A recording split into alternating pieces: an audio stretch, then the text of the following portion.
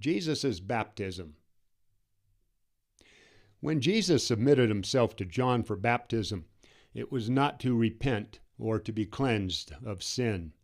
He was simply fitting in with the rest of the devout Jews who were mostly getting baptized as a just-in-case measure, as in just in case they were wrong and had sinned without knowing it. The Jews believed that a person's sins could curse the nation and that they could be passed on to their children. So when John started to tell people to repent before the wrath of God, they took it seriously and were baptized even if they did not think that they had done anything wrong.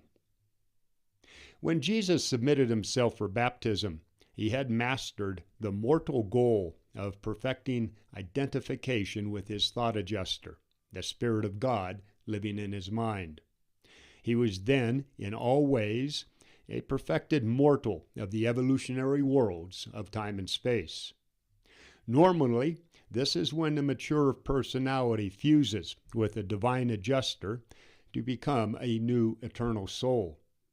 But with Jesus, the moment that John put his hand on Jesus to baptize him, Jesus' thought adjuster left his soul and went to Divinington, just to return a few moments later as a personalized adjuster and the chief of his kind throughout the entire local universe of Nebadon.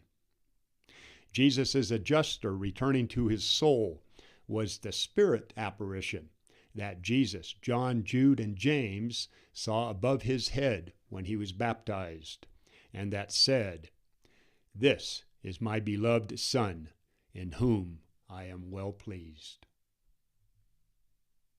After Jesus' personalized adjuster had spoken, all was silent.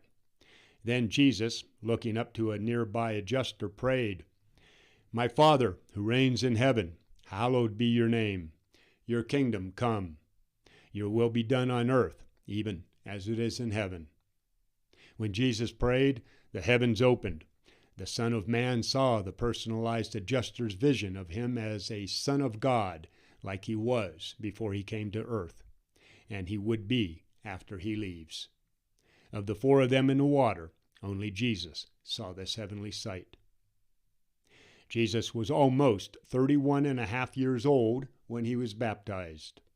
While Luke says that Jesus was baptized in the 15th year of the reign of Tiberius Caesar, which would be AD 29, since Augustus died in AD 14, it should be recalled that Tiberius was co-emperor with Augustus for 2.5 years before Augustus died, having had coins struck in his honor in October AD 11. The 15th year of his actual rule was therefore this very year of AD 26, that of Jesus' baptism. This was also the year that Pontius Pilate began his rule as governor of Judea.